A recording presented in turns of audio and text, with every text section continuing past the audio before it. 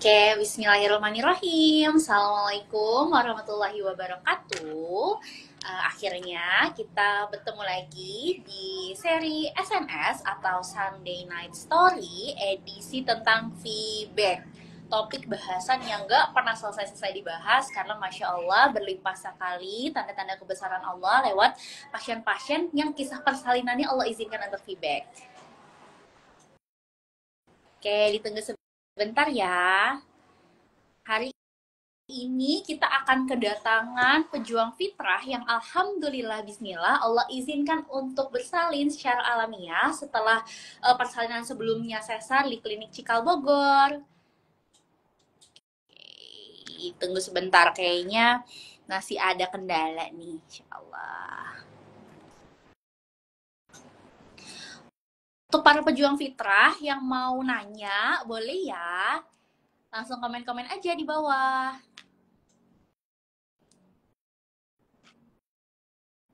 Tunggu sebentar.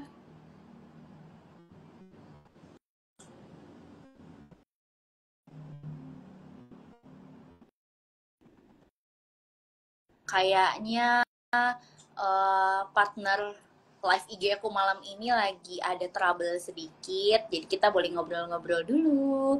Mungkin ada di sini pejuang fitrah yang lagi ikhtiar sebagai pejuang feedback juga, boleh komen di bawah ya. Semoga dengan ikut SNS pada malam ini bisa jadi booster semangat lagi, insyaallah. Nah, sekalian kita nunggu rame dulu.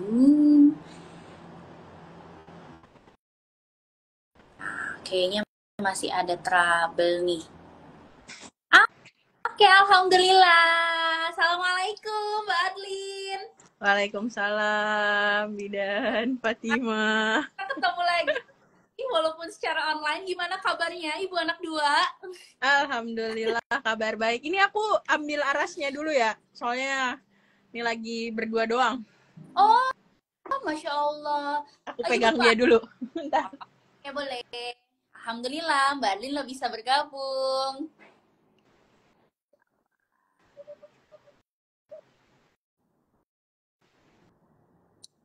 Nah. Allah, ada baby Aras yang ikut. Dia ikutan duluan. Allah. Alhamdulillah. Ya jadi ibu anak dua. Iya, akhirnya udah jadi ibu anak dua, emak-emak beranak dua. Gimana Mbak? Maaf suaranya tadi agak kurang jelas Mbak, maaf. Udah. Gimana rasanya? Udah jadi emak-emak beranak dua, bagi waktu jadinya untuk dua anak. Masya Allah, semoga Allah mampukan, Allah mudahkan semua ya Mbak urusannya ya. Amin, amin ya robbal alamin.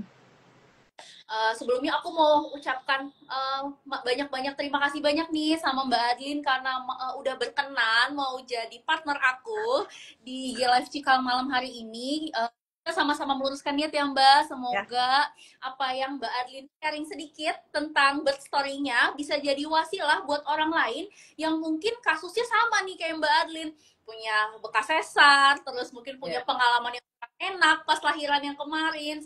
Jadi boleh di-sharing journey-nya sedikit ya Mbak. Oke. Assalamualaikum warahmatullahi wabarakatuh. Nama saya Adlin. Jadi ceritanya itu dimulai ya 2019. 2019 itu pengalamannya hamilnya itu lagi di luar Indonesia. Terus udah bulan ke-8 itu masuk ke balik ke Indonesia lagi. Nah, karena ketidaktahuan saya mengenai proses persalinan, waktu itu akhirnya dapat pengalaman yang agak berbeda banget gitu kan.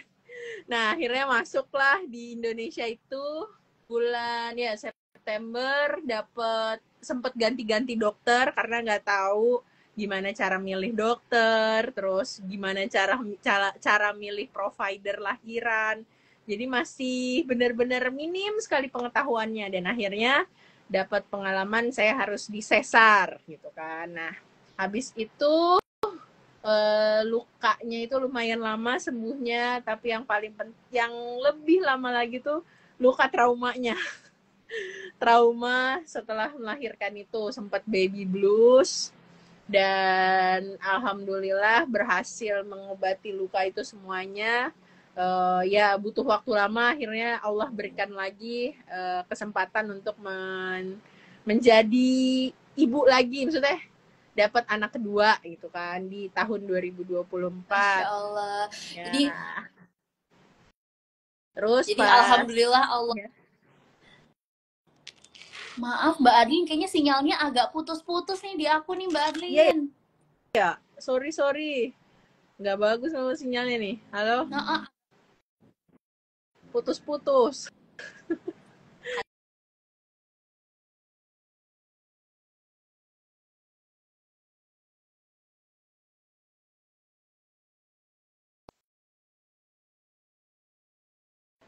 Mbak Adlin. Iya, hilang-hilang. Iya, udah kok. Alhamdulillah. Jadi aku mau sedikit dulu mungkin ya tentang backgroundnya Mbak Adlin. Jadi di lahiran anak pertama ya Mbak Adlin itu kan rutin periksa hamilnya di Belanda ya Mbak. Ini betul. Ya, Belanda yang kita tahu di mana maternity sistemnya itu tuh udah bagus banget gitu. Nah, 8 bulan udah biasa periksa hamil di sana. Pas balik ke negara sendiri, shock lah dengan sistem kita ya Mbak. Betul. Sistemnya beda banget. Betul. Mungkin dengan waktu yang udah tinggal dikit lagi, udah 8 bulan juga balik ke Indo, akhirnya nggak paham dengan sistem kesehatan di Indo, akhirnya berujung mungkin waktu itu akhirnya harus sesar gitu, dan Masya Allah membekas ya Mbak. Ya, cukup membekas karena informasi yang saya dapat itu beda banget gitu kan, apa yang di Belanda sama di Indonesia. Jadi kayak akhirnya menciptakan juga jadi baby blues, dan ya itu lukanya juga lama sembuh karena saya agak denial waktu itu kan. Jadi kayak lukanya lama sembuh, luka hatinya juga lama sembuhnya, dan makanya ketika Allah berikan lagi anak yang kedua ini lebih banyak belajar gitu. Mulai dari awal harus pilih provider, terus saya sudah tahu birth plan-nya, saya mau kelahiran yang sekarang ini normal karena saya nggak mau sesar berulang. Nah yang itu makanya birth plan-nya itu udah, waktu itu juga birth plan itu kan di rumah sakit gitu kan, di rumah sakit udah ketemu dokter yang bagus gitu, yang dia bisa feto maternal juga dari rekomendasi teman-teman. Tapi di bulan ke-8 dokternya bilang dia nggak bisa kalau lahiran untuk normal waktu itu kan.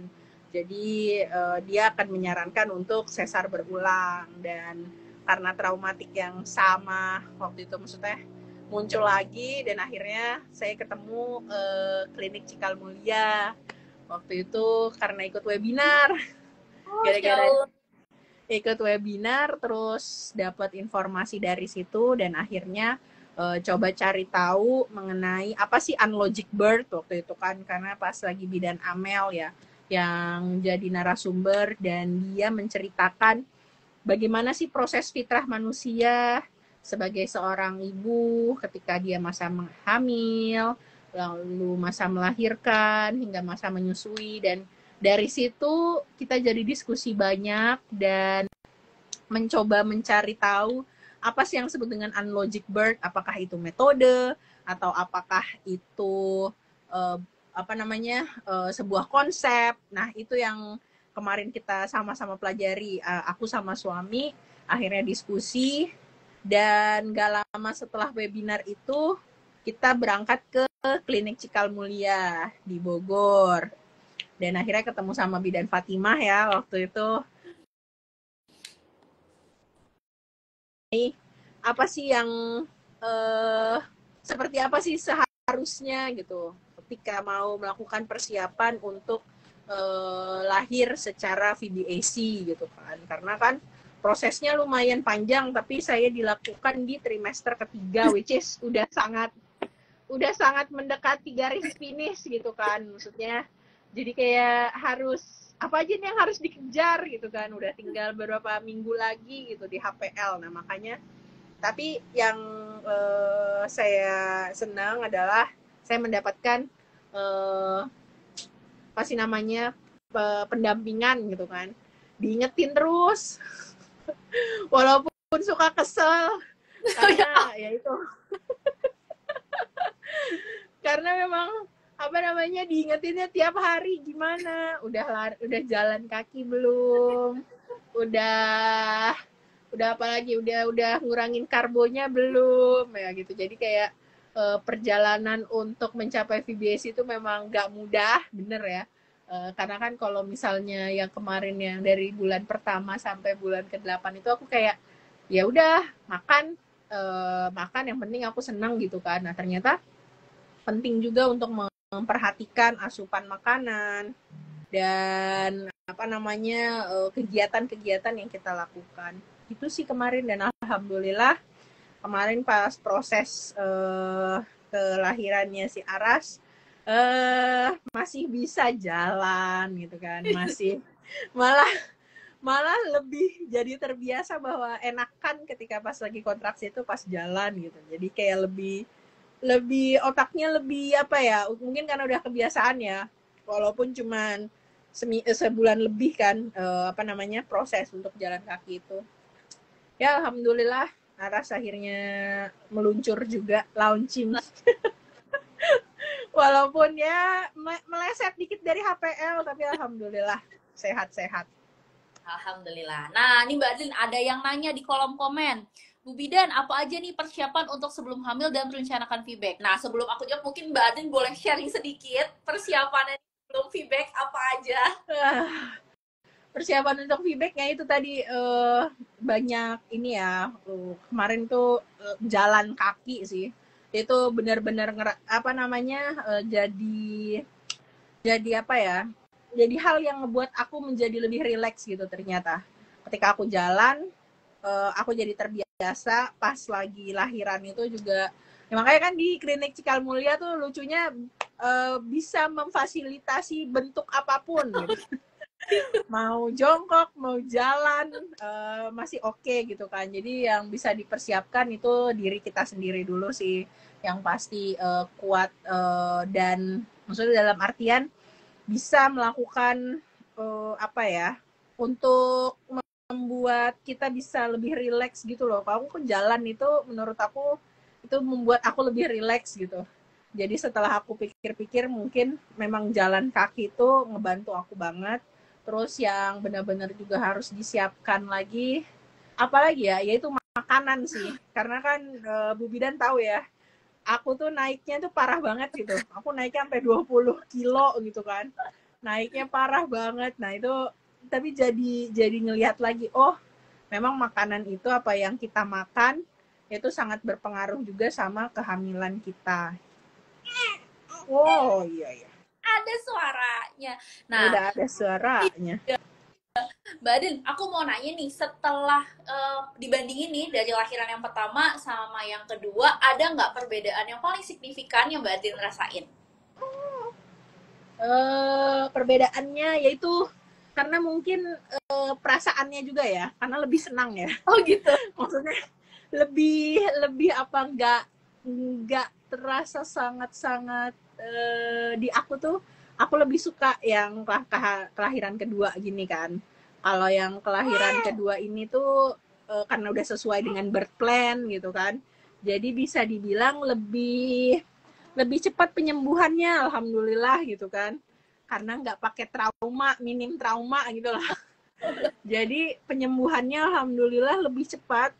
Ini udah masuk minggu kedua lewat ya, tuh udah bisa jalan gitu kan, udah bisa masak. Kemarin itu pas lagi akikah bisa masak coto kan, kalau orang Makassar gitu kan, coto 8 kilo daging itu kan udah lumayan banget gitu. Nah itu aku udah bisa gitu. Pas dulu pas Ayes akikah aku nggak bantuin sama sekali karena saking sakitnya gitu kan, saking sakit banget sama lukanya si sesar itu. Akhirnya saya nggak banyak ngebantuin lah dalam proses akikah. Nah kalau yang kemarin Aras ini benar-benar aku ikut dari awal sampai akhir gitu. Jadi yang ngebedain ya itu lukanya minim trauma menurut aku ya. Nggak bikin aku jadi ngerasa lemah gitu lah. Mungkin Masya karena Allah. sesuai dengan birth plan ya. Masya Allah. Alhamdulillah. Nah, apa yang bikin Mbak Adlin sama Pak suami akhirnya yakin banget nih pengen feedback dan didampingin sama tim Cikal? Ya itu karena kita sama-sama punya trauma. Suami ngelihat, maksudnya trauma bahwa oh setelah selesai sesar itu aku yang biasanya aktif tiba-tiba nggak aktif. Itu menurut dia itu sangat menyakitkan juga ya, menurut dia.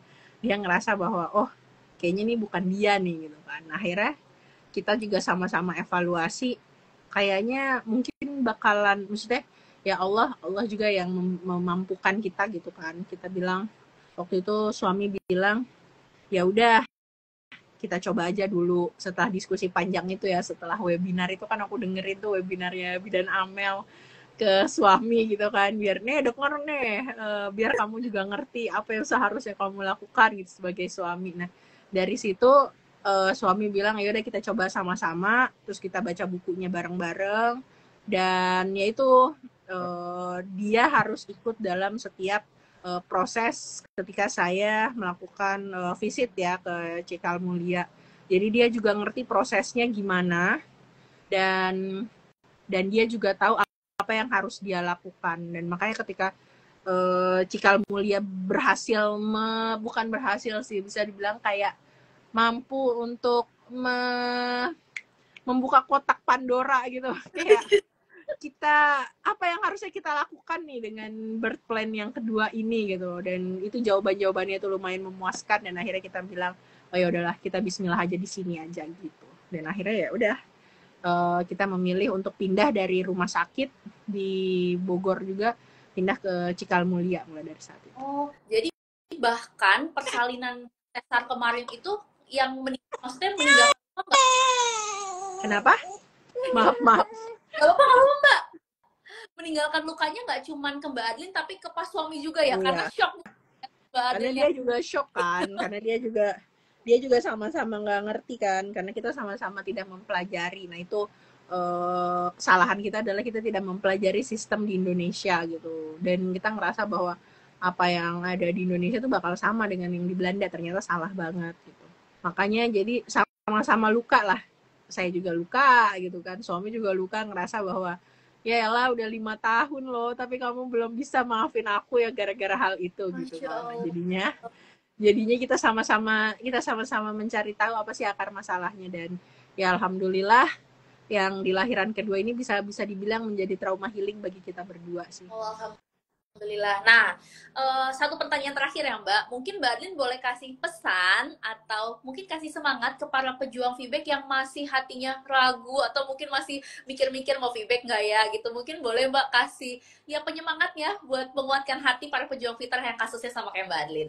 Bismillah, insya Allah Allah mudahkan. Jadi memang pertamanya itu niat dulu. Masya Allah, aku selalu diingetin soalnya sama Bidan Fatimah, niat, niat, niat. Dan memang untuk feedback itu memang yang dibutuhkan niat sama support system ya.